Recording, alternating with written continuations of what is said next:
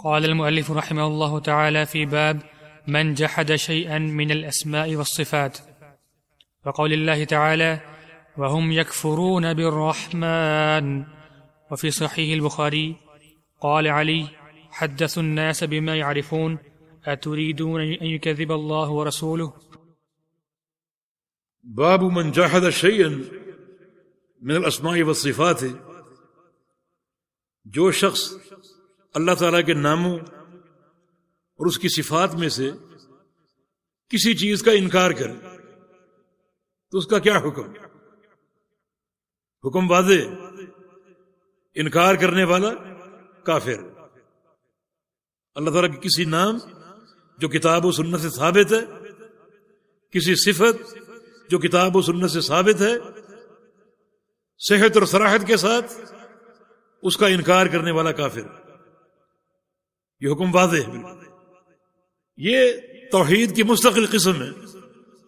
آپ جانتے ہیں توحید کی 3 اقسام: توحید ربوبیت، توحید الوہیت اور توحید اسماء و صفات۔ اللہ تعالیٰ کے ناموں اور اس کی صفات اور اس کے افعال کی توحید، اس کے ناموں کی، اس کی صفات کی اور اس کے افعال کی توحید، جس کا علم اور فہم ضروری ہے۔ چند مبادیات تو لازماً جاننے چاہیے۔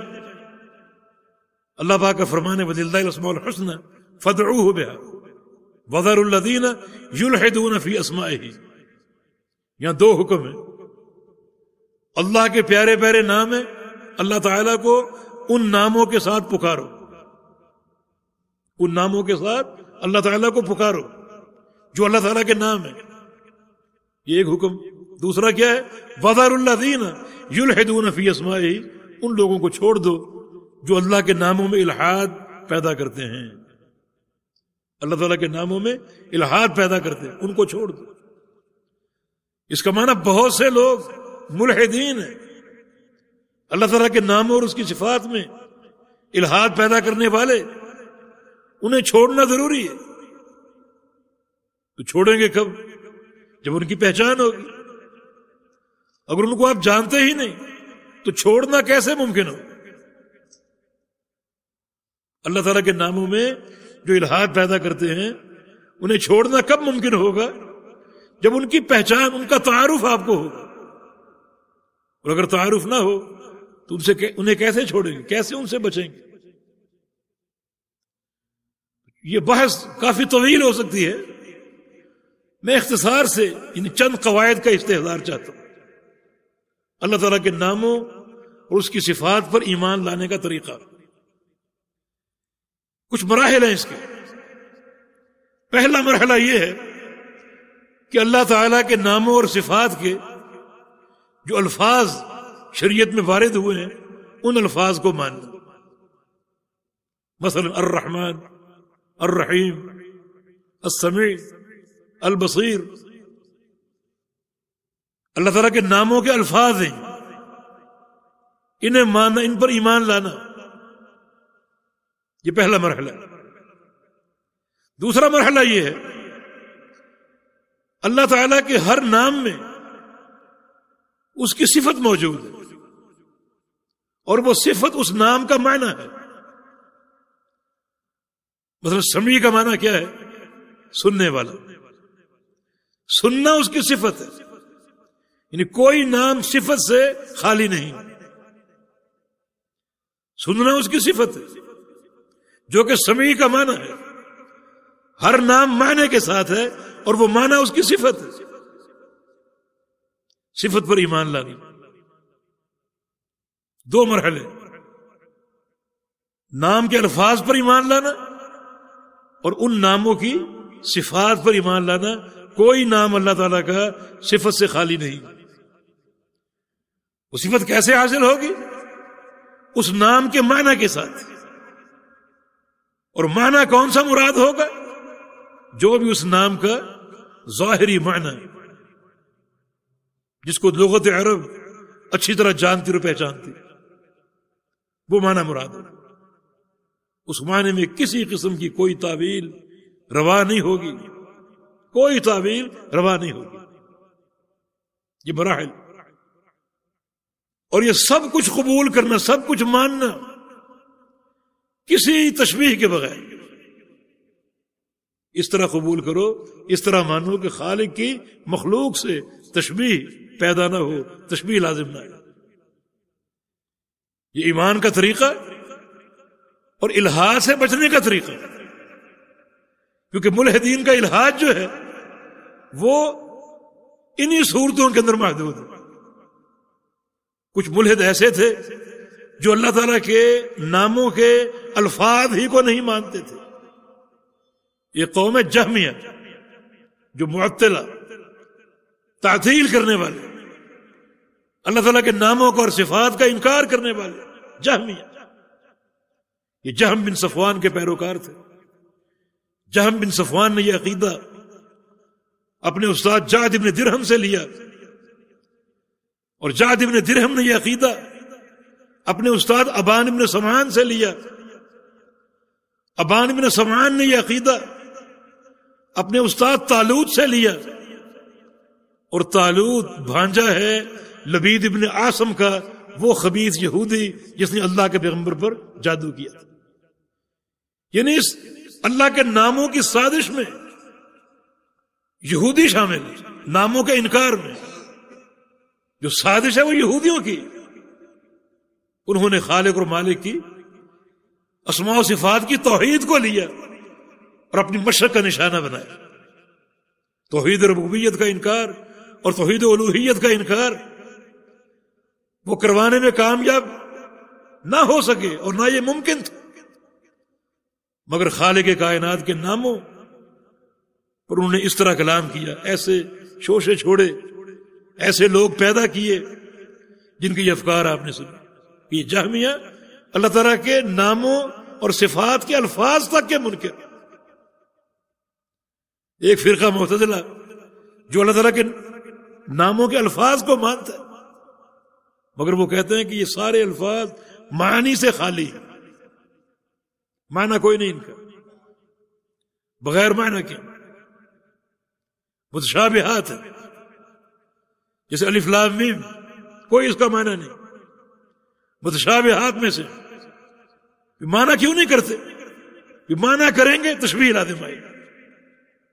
وَذَرُوا الَّذِينَ يُلْحِدُونَ فِي أَسْمَائِهِ، اللہ کے ناموں میں الحاد پیدا کرنے والوں کو چھوڑ دو، ان کے مذہب کا انکار کرو اور مذہب حق کو مانو۔ جہمیہ نے ناموں کا انکار کیا، معتزلہ نے ناموں کے معنی کا انکار کیا۔ ہمارا عقیدہ کیا ہے؟ اس کے نام بھی برحق ہیں اور ہر نام معنی کے ساتھ ہے۔ معنی کیا ہے؟ جو سیدھا سادہ لغت عرب میں ثابت ہے، کسی تعویل کے بغیر۔ اور آج ہمیں ان تعویلوں کا سامنا ہے۔ آج امت میں سب سے بڑا الحاد اللہ پاک کے ناموں میں تعویلوں کا الحاد۔ بحمدللہ ہمارا عقیدہ اللہ تعالیٰ کے اسماء و صفات میں وہی ہے جو فتنے کے وقوع سے قبل تھا۔ فتنے سے مراد شہادت عثمان غنی رضی اللہ عنہ، یہ صحابہ کا دور، صاف ستھرا دور۔ اس دور میں جو عقیدہ تھا اللہ تعالیٰ کے صفات کا، اللہ تعالیٰ کے اسماء کا، وہ عقیدہ ہمارا۔ فتنے کے دور کے بعد باہر سے افکار آ گئے، علم کلام آ گیا، فلسفہ اور منطق کی بھرمار، عربی میں تراجم، پھر جو فرقے جنم لیے، ہر فرقے کے عقیدے میں علم کلام کا عمل دخل شامل ہو گیا۔ مثال کے طور پہ فتنے کے دور سے قبل، شہادت عثمان غنی سے قبل، صحابہ کا دور تھا، کیا عقیدہ تھا اللہ تعالیٰ کے کلام کے بارے میں؟ اللہ تعالیٰ کلام فرماتا ہے، اس کے مظاہر قرآن و حدیث میں موجود ہے۔ وَكَلَّمَ اللَّهُ مُوسَىٰ تَكْلِيمًا، اللہ نے موسیٰ سے کلام کیا۔ وَمَا مِنْكُمْ مِنْ أَحَدٍ إِلَّا وَسَيُكَلِّمُهُ رَبُّهُ وَلَيْسَ بَيْنَهُ وَبَيْنَهُ تَرْجُمَانٌ، قیامت کے دن تم سب سے تمہارے پروردگار نے باتیں کرنی ہے، حساب لینا ہے، اس طرح لینا ہے کہ اللہ اور بندے کے درمیان کوئی ترجمان نہیں ہو۔ کلام حق ہے، ثابت ہے، اللہ کلام فرماتا ہے، کلام فرمائے گا، جب چاہے گا کلام کرے گا۔ جب چاہے گا کلام کرے گا، جب چاہتا ہے کلام کرتا ہے۔ موسیٰ علیہ السلام سے کلام کیا، قیامت کے دن کلام کرے گا۔ یہ صحابہ کا عقیدہ کلام پر حق ہے، اور وہ کلام انہی الفاظ اور حروف میں کرتا ہے جو عربی کے ہمارے پاس ہیں، الف با تا ثا، اور وہ کلام مفہوم ہے، مسموع سنا جاتا ہے، مقروء پڑھا جاتا ہے، مکتوب لکھا جاتا ہے۔ قرآن اس کا کلام ہے، قرآن پڑھتے بھی ہیں، سنتے بھی ہیں، لکھتے بھی ہیں۔ یہ اس کے کلام کی جو ہے وہ خاصیات ہے۔ فتنے کے بعد کیا ہوا؟ فتنے کے بعد کلام کو مانا گیا تعویل کے ساتھ۔ کیا تعویل؟ کہ یہ کلام نفسی ہے، کلام لفظی نہیں۔ ہم جو بول رہے ہیں یہ کلام لفظی ہے، الفاظ کے ساتھ بول رہے ہیں۔ اللہ تعالیٰ کا کلام لفظی نہیں، بلکہ اس کا کلام نفسی۔ معنی اللہ تعالیٰ جو فیصلہ نافذ کرنا چاہتا ہے اس فیصلے کی گفتگو نہیں کرتا، بلکہ وہ فیصلہ کسی کے اندر ڈالتا ہے۔ مثلا جبریل امین، انہیں اس فیصلے سے آگاہ کر دیا، ان کے دل میں ڈال دیا۔ اب جبریل نے اس فیصلے کے الفاظ بنائے، اس فیصلے کے الفاظ بنائے، مانا وہ الفاظ مخلوق ہے، اس فیصلے کے الفاظ پیدا کر کے جبریل کے اندر ڈال دی۔ وہ الفاظ مخلوق ہیں۔ اسی معنی میں لوگ قرآن کو مخلوق کہتے ہیں۔ کلام الرحمن ہے، کلام اللہ ہے۔ اللہ تعالیٰ نے یہ الفاظ پیدا کر کے جبریل کے اندر ڈالے، اور جبریل نے وہ الفاظ اللہ کے پیغمبر تک پہنچائے۔ یعنی کتنے مظالم ہیں، کتنے ظلم ہیں۔ صفت کا انکار تعویل انکار ہی۔ کلام نفسی کی اصطلاح نبی علیہ السلام کے دور میں تھی، صحابہ کے دور میں تھی۔ صحابہ کے دور میں، نبی علیہ السلام کے دور میں اللہ تعالیٰ کلام کرتا ہے، یہ سب مانتے تھے۔ کیسے کرتا ہے؟ جیسے اس کے لائق۔ کیا ہماری طرح کرتا ہے؟ نہیں۔ کیوں؟ لیس کمثلہ شیء، اس جیسی کوئی چیز نہیں۔ تشبیہ تو ہے ہی نہیں۔ تشبیہ کب پیدا ہوگی؟ جب عقیدہ یہ ہو کہ اللہ تعالیٰ کلام فرماتا ہے بالکل ویسے ہی جیسے ہم کرتے۔ اب یہ کہتے ہیں کہ تعویل ضروری، اللہ کے کلام کو ہم نے مان لیا تو کلام تو ہم بھی کرتے ہیں۔ تشبیہ لازم آئی، اور ہم کلام کرنے کے لیے کچھ چیزوں کے محتاج ہیں، زبان کے محتاج ہیں، حلق کے محتاج ہیں، دانتوں کے محتاج ہیں، یعنی حروف کے مخارج مختلف ہیں۔ تو اللہ تعالیٰ کا بھی احتیاج ماننا پڑے گا کہ وہ بھی ان چیزوں کا محتاج ہے، لہذا یہ تعویل کرو۔ یعنی خود ساختہ ایک وہم اور شبہ، اس خود ساختہ شبہ کے تحت صفت میں تعویل، اور تعویل کا معنی انکار ہے۔ تعویل انکار ہے۔ میں کہوں میں اس بوتل کو مانتا ہوں مگر یہ شیشے کی، حالانکہ پلاسٹک کی، میں نے مانا ضرور اس کو، مگر میں نے اس کو شیشے کا مانا ہے۔ شیشے کی ہے یہ؟ جب نہیں ہے تو پھر اس کا انکار ہے۔ کسی بھی صفت اور کسی بھی نام کو ماننے کا معنی یہ ہے کہ اس کو اس کی حقیقت کے ساتھ مانے۔ حقیقت کے ساتھ نہیں مانو گے یہ اس کا انکار ہو۔ اللہ تعالیٰ کا احتیاج ثابت ہوتا ہے کہ وہ دانتوں اور حلق کا نعوذ باللہ محتاج۔ کتنے ایسے واقعات ہیں جن میں کلام کا ذکر ہے۔ صحابہ کہتے کہ نبی علیہ السلام کے ساتھ ہم کھانا کھا رہے ہوتے، ہاں ہم نے نبی علیہ السلام کے ہاتھ میں لقمے میں تسبیح کی آواز سنی۔ لقمہ اللہ کے پیغمبر کے ہاتھ میں تھا، لقمے سے سبحان اللہ کی آواز آ رہی تھی۔ کوئی لقمے کا کوئی حلق، کوئی دانت، کوئی زبان، کوئی ہونٹ ہے؟ نہیں ہے۔ پھر لقمہ کیسے کلام کر رہا ہے؟ کس نے توفیق دی؟ اللہ تعالیٰ نے۔ تو اس کی اپنی قدرت کیسی ہوگی؟ لقمے کو کلام کی صلاحیت دینے والا، بغیر ہونٹوں کے، بغیر زبان کے، اپنی قدرت اس کی کیسی ہوگی کلام کرنے والا؟ صحیح بخاری میں حدیث ہے، انی اعلم بحجر بمکہ کان یسلم علی قبل ان ابعث۔ اللہ کے پیغمبر فرماتے ہیں مکہ میں ایک پتھر کو جانتا ہوں میں، مکہ میں ایک پتھر کو بتایا نہیں وہ کون سا پتھر. کئی لوگ اسے غلط عقیدے نہ منسلک کر لیں. مکہ کے ایک پتھر کو جانتا ہوں، مجھے سلام کہا کرتا تھا. پتھر کی کون سی زبان؟ پتھر میں قوت گویائی کس نے پیدا کی؟ اللہ تعالیٰ نے. تو اللہ تعالیٰ اگر ایک پتھر کو بغیر زبان کے ہونٹوں کے کلام دینے کی صلاحیت دے سکتا ہے تو اس کا اپنا کلام کرنا کیسا ہوگا؟ ہم کوئی تشبیہ نہیں دے رہے، نہ کوئی تعویل کر رہے. اس کی صفت کلام حق ہے، کتاب و سنت سے ثابت ہے. کلام کرنے کا معنی لغت عرب میں معلوم ہے، اس کے مطابق ہمارا ایمان ہے. وہ کلام کیسے کرتا ہے؟ جیسے اس کے لائق. اللہ تعالیٰ نے اپنی صفات کا تعارف کرایا مگر کسی صفت کی کیفیت کا تعارف نہیں کرایا. جو بتا دیا اس پر ایمان ہے، جو نہیں بتایا وہ اللہ کے سپرد ہے. یہ سلف صالحین کا عقیدہ. اسماء و صفات کے باب میں یہ توحید کا اہم ترین شعبہ ہے. اسماء و صفات کی توحید یہ اللہ رب العزت کی توحید الوہیت کو مستلزم. اس پر ایمان، اس پر ایمان لانا ہے. اس کا انکار، اس کا انکار. اس میں جھول، اس میں جھول ہے. لہذا شیخ الاسلام نے یہ باب قائم کیا کہ اللہ تعالیٰ کے ناموں میں سے اور اس کی صفات میں سے کسی شے کا انکار، کیا اس کا حکم؟ انکار کفر.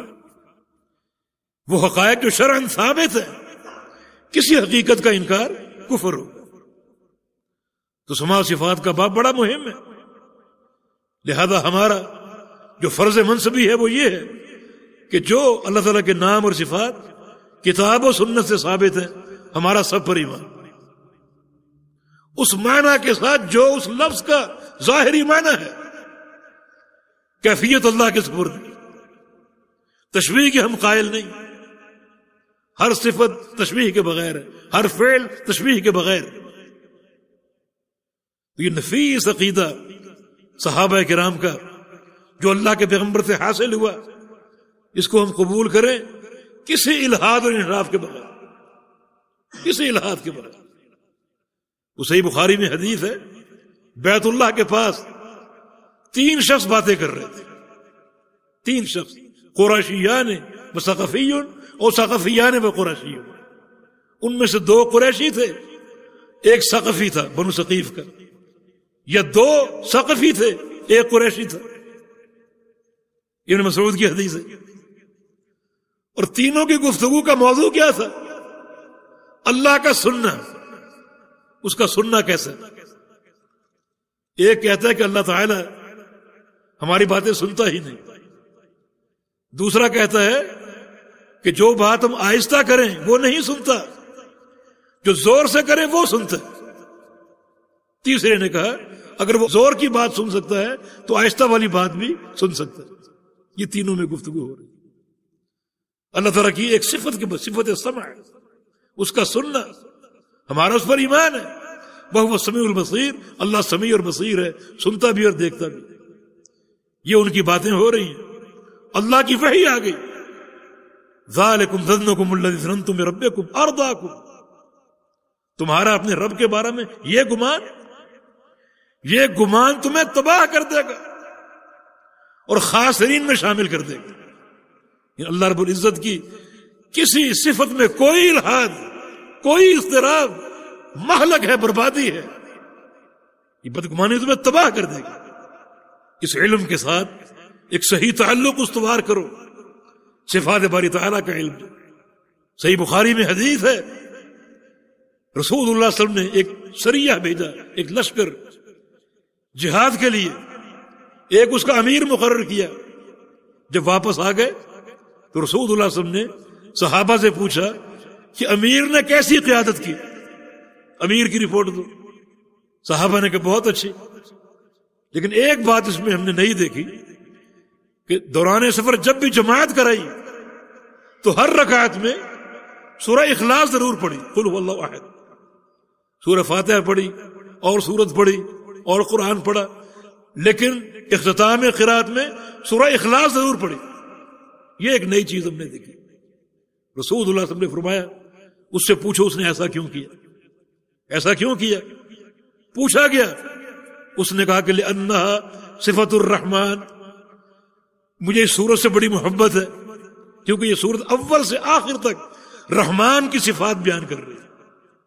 اس میں رحمان کی صفات ہے, مجھے بڑی اس سے محبت ہے, اس لیے بار بار پڑھتا ہوں. تو رسول اللہ صلی اللہ علیہ وسلم نے ارشاد فرمایا کہ ان اللہ یحبہ, اسے بتا دو کہ اللہ تعالیٰ اس سے محبت کرنے لگا.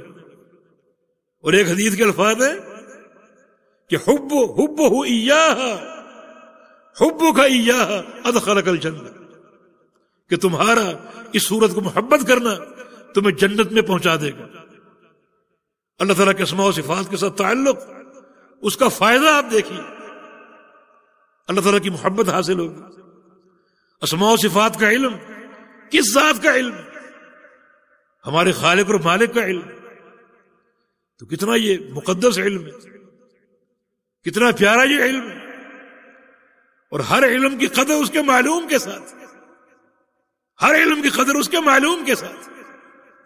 ایک شخص کا علم مثلا جوتے بنانے کا, اس کی کتنی قدر ہوگی. ایک شخص کا علم ایٹم بم بنانے کا, اس کی کتنی قدر ہوگی. اور یہ علم اللہ تعالیٰ کے اسماء و صفات کا سب سے اعلی اور اشرف علم ہے. تو اس کے ساتھ تعلق بھی صحیح معنی میں استوار کیجیے. تو کسی نام یا کسی صفت کا انکار کی یہ دو صورتیں, ایک صراحتاً انکار کرنا, دوسرا ایسی تعویل کرنا جس تعویل سے اس نام کی حقیقت مسخ ہو جائے, یہ بھی انکار. اس کی حقیقت مسخ ہو جائے, یہ بھی انکار. ابن قیم رحمہ اللہ فرماتے ہیں کہ یہ جو متأولین تعویلیں کرنے والے, یہ کتنے بھیانک جرائم کا ارتکاب کرتے. اللہ تعالیٰ کے ناموں کی حقائق کو مسخ کرنا باطل مفروضوں کے تحت, کہ اگر ہم نے یہ نہ کہا, یہ تعویل نہ کی, تو تشبیہ لازم آئی. اور پھر اس کا ایسا معنی بیان کرنا جو کتاب و سنت میں کہیں بھی نہیں. حقیقت مسخ کرتے.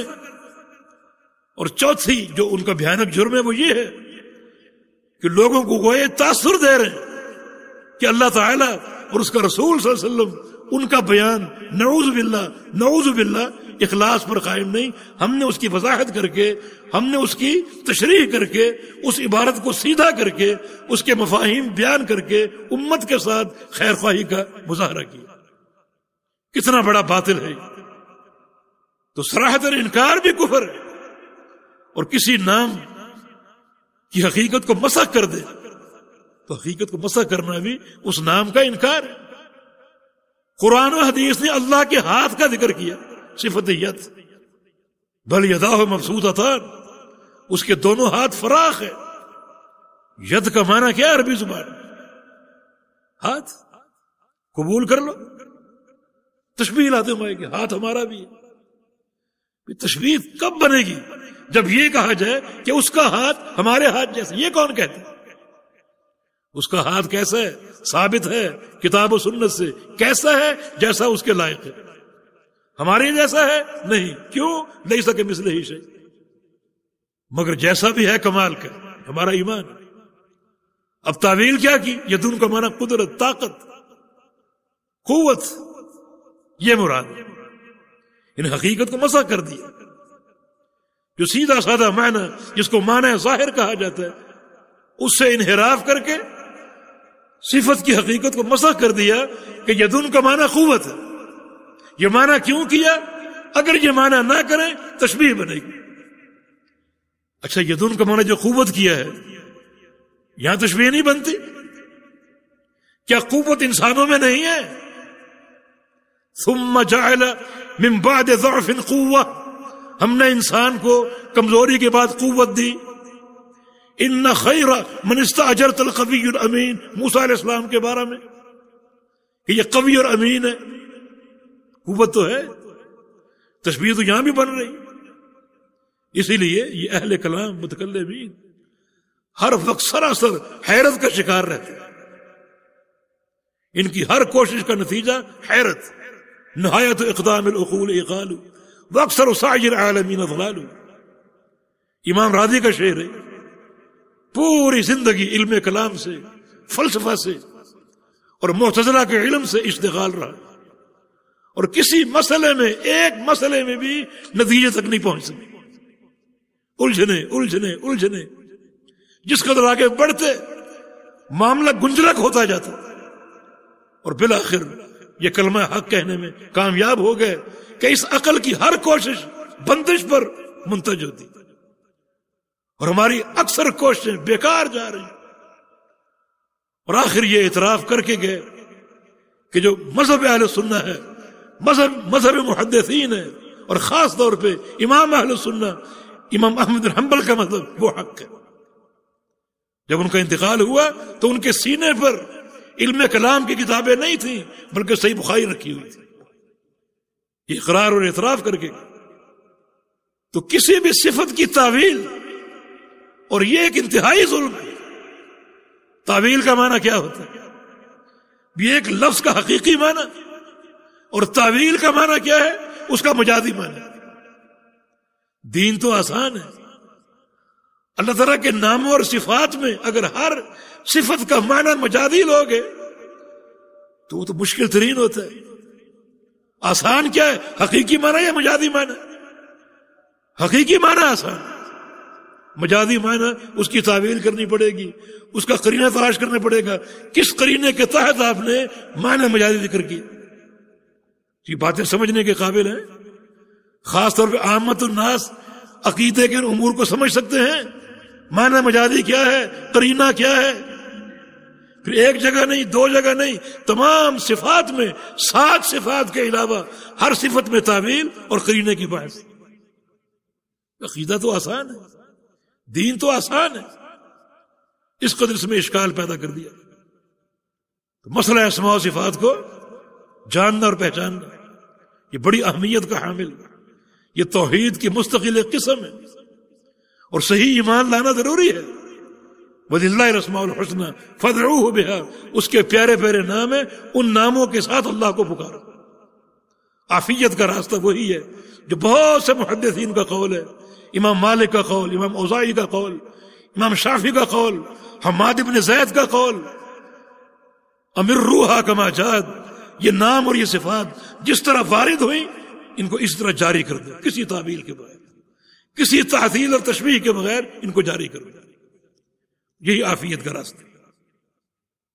وقول اللہ تعالی وهم یکفرون بالرحمن. اشارہ کفار قریش کی طرف کہ وہ کفر کرتے رحمان کے ساتھ. وہ کہتے تھے کہ ہم لفظ اللہ جانتے ہیں، لفظ رحمان نہیں جانتے. اور کبھی کہتے ہیں کہ محمد صلی اللہ علیہ وسلم میں نعوذ باللہ 2 خداؤں کی دعوت دے رہے، ایک کا نام اللہ اور ایک کا نام رحمان. اب یہاں بھی شرک آ گیا. کہاں گئی توحید؟ حالانکہ رحمان اللہ کا نام، اس کی صفت ہے. تو یہ کفار کے کفر کی ایک وجہ اللہ تعالیٰ کے ناموں میں الحاد اور اس کے ناموں کا انکار. رحمان کا انکار کر انہوں نے لفظ رحمان کا انکار کیا. آج ایسے لوگ موجود ہیں جو رحمان میں تعویلیں کر کے اس صفت کی حقیقت کو مسخ کر دیتے. رحمان میں رحمت ہے، اللہ تعالیٰ کی رحمت کو نہیں مانتے.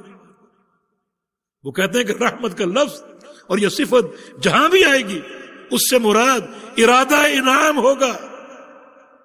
ارادہ انعام جو رحمان کا معنی ہے ہی نہیں. رحم کرنے والا، رحمت کرنے والا، اس کی رحمت حق ہے.